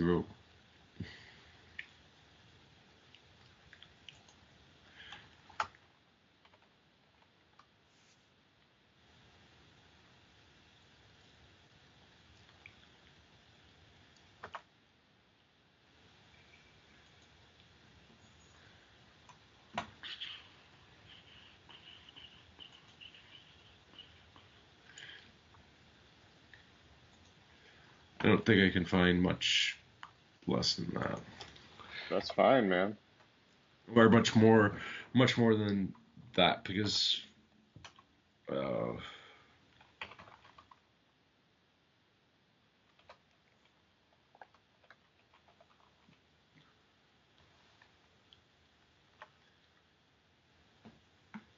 all right, here we go. I can go back to 2013.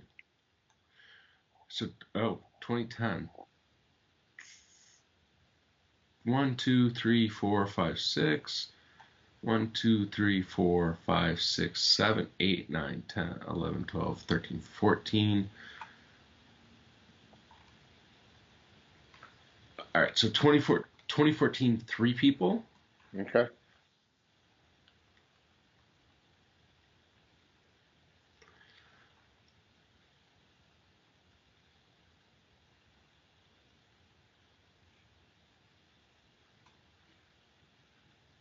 That's the lowest going back 15 years. Wow. You think this does it?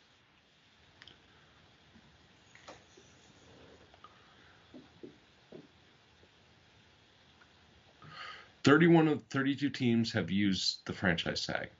What team has not used the franchise tag? Mm. The Houston Texans.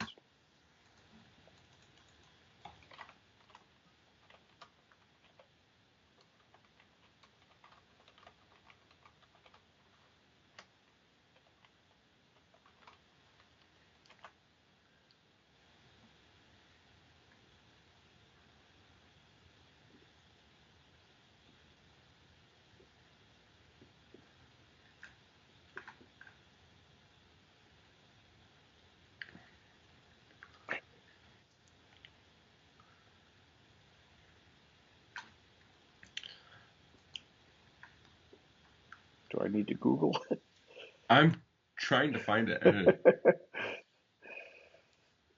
Yeah, I just picked Houston because they're one of the newer teams, and I don't know, man. I mean, it's weird, but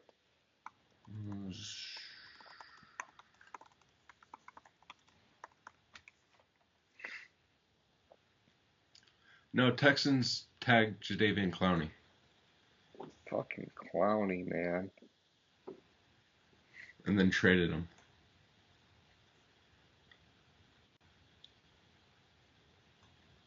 The Colts have the second longest streak of not using the tag behind the Eagles, who last used it. So this article is inferring that every team has used it. It's just been a long time since the Eagles have used it.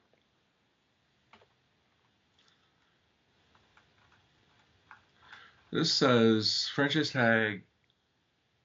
Oh, over the past 10 years, 31 out of 32. Okay, there we Okay. go. Yeah. So they've all used it.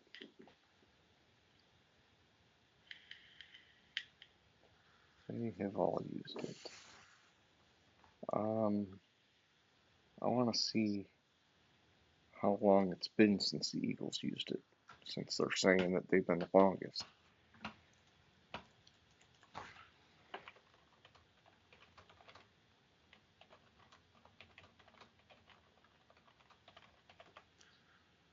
Deshaun Jackson in 2012. It's crazy. So in 12 years, every team has used it in the past 12 years. Yeah. But then this article says, 10 years. What's the difference? Huh, interesting. It is interesting, James. It is interesting. All right. Well, that's all I got, homie. That's about all I got too. Okay, party people, if you're still with us, we hope you like the show. Probably not our finest work, but we overcame our technological challenges and we still put together a show. So, you know, there are a lot of people that don't even get that far. So come on, give us some views, give us some thumbs up, subscribe to this shit. Come on, please. We're here. What do we got to do? James will, you're something. Well, let's not go there. We're not going to do that. But You want me to say it? Just subscribe and watch and like and tell your friends and neighbors and whatever. But all right, that's all I got, my man. All right, sounds good. Have a It good was one. fun. I'll catch you later, bud. All right. Gridiron Grinder. Hut, hut, hike.